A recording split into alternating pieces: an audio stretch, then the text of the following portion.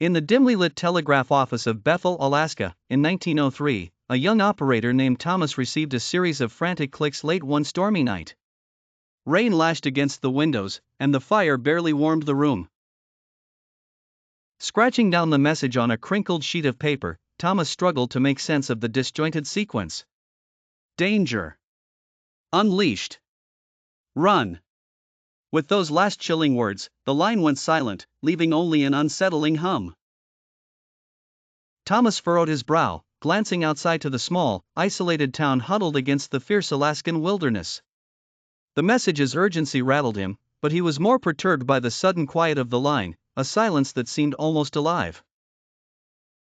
The following day, murmurs spread among the townsfolk about a strange stillness.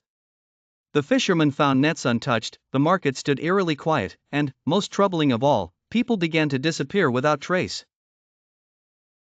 One by one, they seemed to vanish into the gray vastness that surrounded them. Driven by a sense of responsibility and curiosity, Thomas locked himself in the telegraph office, determined to crack the code. He spent countless hours deciphering the entire message hidden beneath the initial panic. Through a sleuth-like process, he uncovered a tale of ancient traditions violated by modern technology, an old legend warning that messages sent on sacred lands would awaken the spirits that protected them. Realizing he held the key to the disappearances, Thomas hurriedly crafted a response, a plea for forgiveness, tapping out the message with shaky hands. As he finished, a strange wind swept through the room, and the familiar hum of the line returned.